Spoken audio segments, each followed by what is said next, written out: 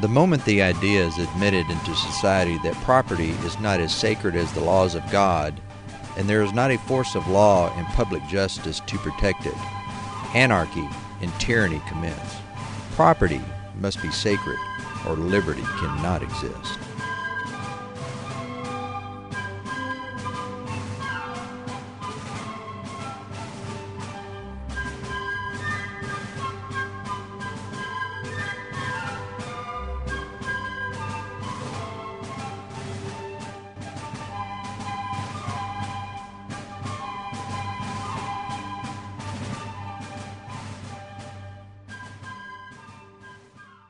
Hello, my name is Jay Green, and I live in the White Oak Bayou watershed in the newly designated floodway. The White Oak Bayou watershed is one of 22 watersheds throughout the city of Houston. Hi, my name is John Kleiber. A native Houstonian with business and property interests, my family has called Houston home for 4 generations. Growing up around bayous, I understand what it means, as I've lived near water all of my life. The City of Houston made significant changes to the Floodway Ordinance, Chapter 1943, that have devastated property rights of nearly 10,000 property owners. Revisions to the ordinance became effective October 1st, 2006.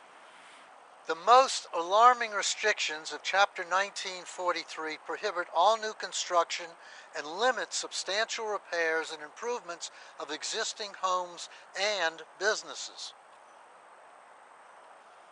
Chapter 1943 is unconstitutional and is indeed a regulatory taking of property without compensation. There are roughly 10,000 floodway properties devastated by Chapter 1943. Undeveloped property was made essentially worthless, and existing home values were greatly reduced. As an example, here we are in the newly designated floodway on 21st Street in the Heights in Houston, and I'm standing on a lot that used to be worth $140,000. HCAD now has revalued this lot at only $8,300. Clearly, billions of dollars in reduced tax base for the city is forthcoming. But we're not here to talk about the reduction in the tax base or the unconstitutionality of Chapter 1943. We're here to talk about the presentation by Public Works concerning the Floodway Ordinance Chapter 1943 and the science behind it.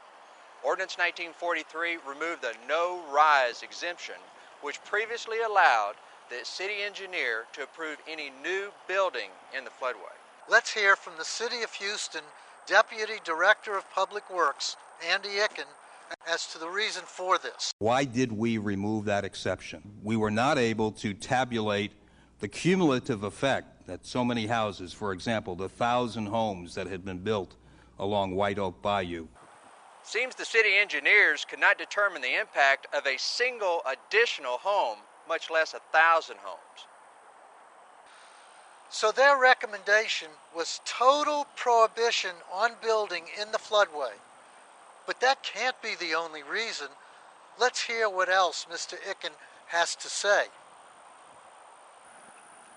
In the following segment, Andy Icken, Deputy Director of Public Works, explains the formula which suggests the theoretical impact of a single residential structure in the floodway. The typical standard within the engineering industry of a no-rise certificate was a .0049 rise was rounded to 0 and accepted over time. If we were to keep that tradition going in the city, the conclusion would have been, and allowed no-rise certificates to do that, we would have a further 5-foot rise. 5-foot rise. John, I want to talk about these 1,000 theoretical homes in the White Oak watershed that Public Works uses in the previous example. Any new single-family homes that are built in the floodplain have to be built on piers just like mine. Common sense dictates that homes on piers have little effect on flooding or the floodplain, especially since the floodplain is very, very large. 5-foot rise. Let's use my home as a typical house built in the floodway to see what effect 1,000 new homes will have. According to Andy Icken's math, the flood would be this high if 1,000 homes were built in the floodway. City of Houston Public Works makes the assertion that 1,000 new homes will cause a 5-foot rise in the BFE in White Oak watershed. This assertion invites further investigation. How could 1,000 new homes like mine on piers result in a 5-foot rise in the base flood elevation? 5-foot rise. And what if the City of Houston Public Works is wrong? There are many others that have raised that same question as to the validity of Andy Icken's numbers. Indeed, there are many professional engineers that find Andy Icken's conclusion ridiculous. So how do we check the validity of the City of Houston Public Works conclusion? We need to commission an engineering study to determine the impact of 1,000 new houses. The study that we need is more commonly known by those in the field of civil engineering as a hydraulic impact study.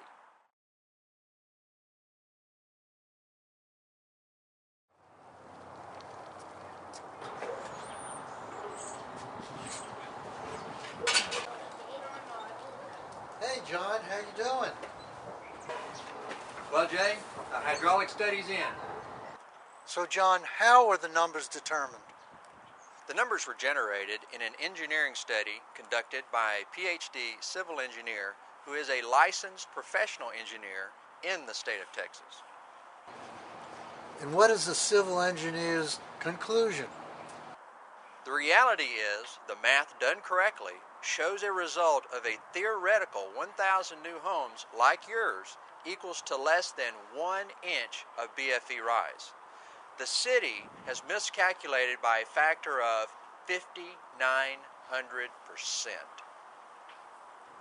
For the city to assert that 1,000 new homes in the White Oak watershed would raise the BFE 5 feet is without a doubt a masterful miscalculation. Based on this conclusion, public safety is a non-issue. As you can see, common sense wins out, and there is absolutely no reason to prevent intelligent building in the floodway. Morally and legally, Ordinance 1943 is wrong, and the underlying science is flawed. Mayor White and members of City Council, Ordinance 1943 falls short.